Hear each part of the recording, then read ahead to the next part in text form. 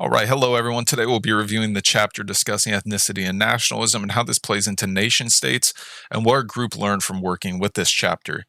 Now, when we begin discussing some of these topics, I will give a brief explanation of what the chapter tells us to make sure we all have an understanding.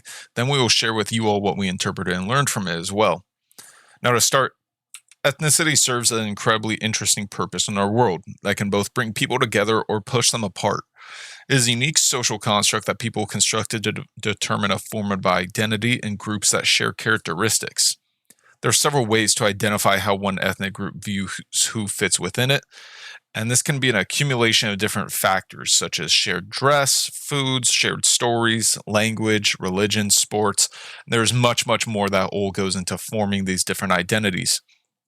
Now, with that being said, it was discussed in our chapter as being ethnic boundary markers, and it refers to this perceived metaphorical left and right limit to determine who falls in the middle to be included within this group. Now, a core shared belief can often be where an ethnic group actually originates from, and these are referred to as origin myths. And as a history major, I found this to be a very fascinating section because it is important both in my field as well as for anthropologists to study these kinds of origin myths for different ethnic groups. And what's fun is they're not entirely historically accurate as well, hence the myth part. And it can be shared to really bond between within these groups as well as to share sort of a story between them and can be linked to many different celebrations as well. Now, our book gave the example of Thanksgiving for America. And one thing that I interpreted as sort of an origin myth for America as well was I have an image here of Betsy Ross sewing the American flag. And that's sort of just a story that you hear growing up. And it's really comes down to if you even perceive American as an ethnicity or not. But that's just for one example. Now, what's interesting to consider is how different ethnic groups can hold similar beliefs or practices, but they differ in very slight ways. Now, an ethnic group is not something that is set in stone and can be ever changing identity over time, with that metaphorical left and right limit that I mentioned changing. Now, this can be brought in part by literal or perceived shifting borders or views that are shared.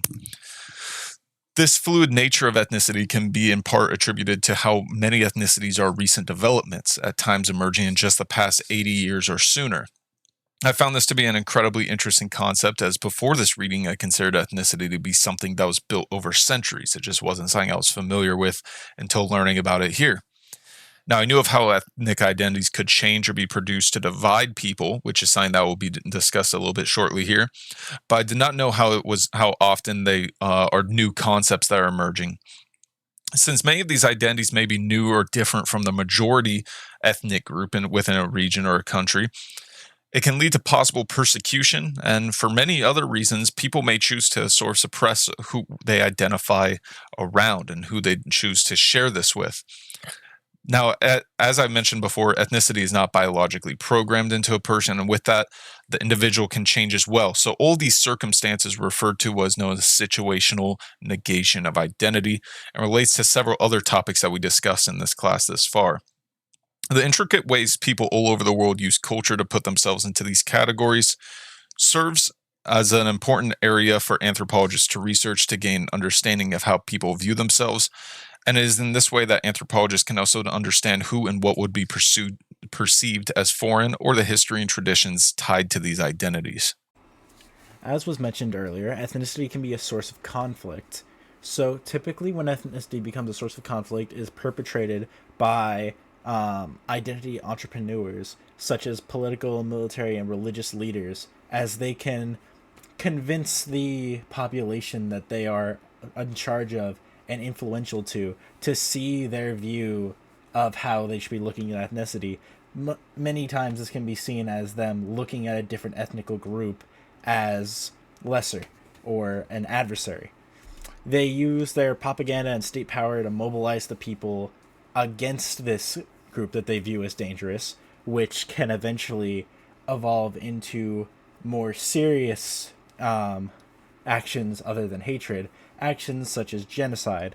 We see this with the East African country of Rwanda in 1994, as they were shattered by a genocide.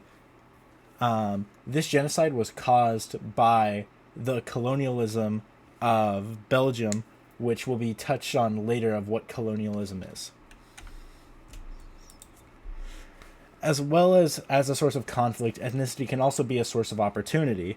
Um, Many ethnic groups have started becoming ethnical entrepreneurs as they've been using their music, their culture, their styles of fashion, and their food to capitalize on their ethnicity and their culture. An example of this was after the Mexican American War, when we started to incorporate Puerto Rican farmers to help us with farming. Many Puerto Rican entrepreneurs began selling their cultural food around the farms and labor camps because what they were getting served and what was often served around there was not up to the best quality and tasted very bland and not that good. As well, with ethnicity comes assimilation in America.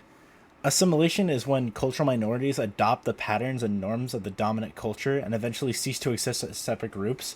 We see this emphasized in America through the idea of the melting pot, that through many different backgrounds, immigrants come in and they all lose their sense of we are different ethnicities and we are different from one each other, and they begin to become one ethnicity as we are American. We can kind of see that this is not true for the most part, as up until even the third generation, there is still much discrimination amongst different ethnicities, and many don't feel as if they are welcome in this country. On top of the melting pot not working as it is said to have, it is not such a clean idea of many immigrants come in and they get a new sense of culture.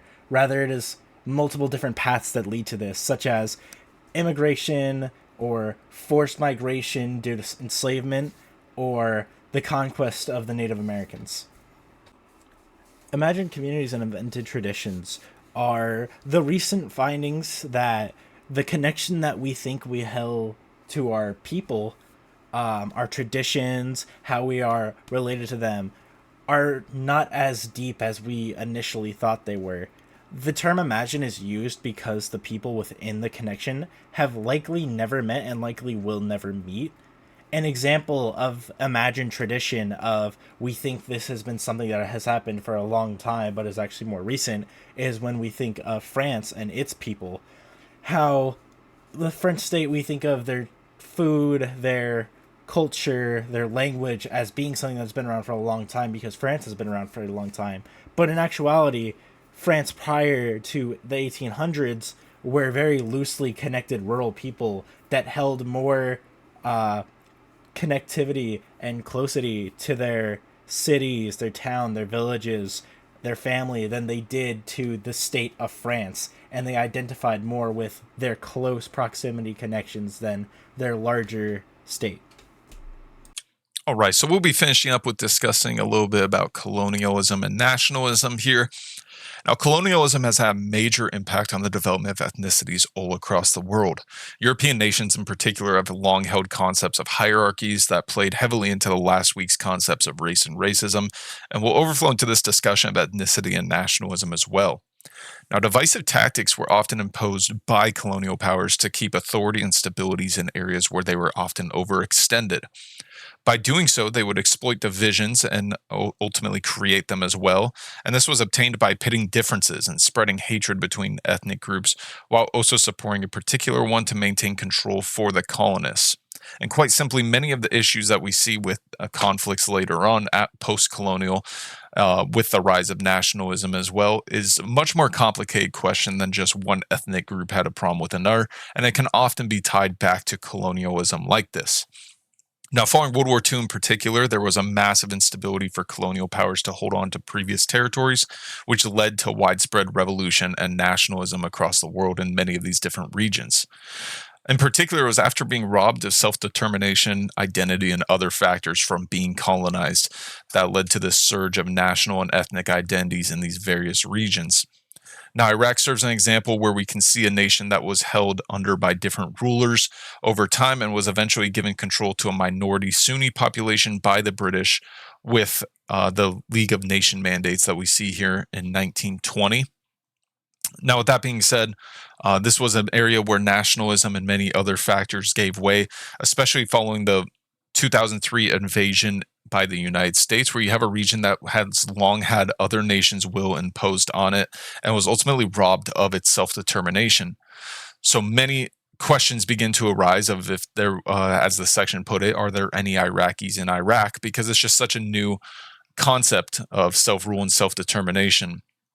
Now, in many of these regions, you can see this rise in nationalism and national identity being tied to ethnicity and sort of falling within that left and right limits that I mentioned earlier. The way I've always had nationalism explained to me was it's wanting to be ruled by somebody who walks, talks, and looks like you. And that's sort of how we see nationalism as well. And we can see how it can get tied back into this aspect of ethnicity and all around its overall tie to colonialism as well, which is just a very interesting concept that was shared within this chapter. And there are many other examples beyond Iraq that were shared in this chapter as well that serve a great purpose of displaying this.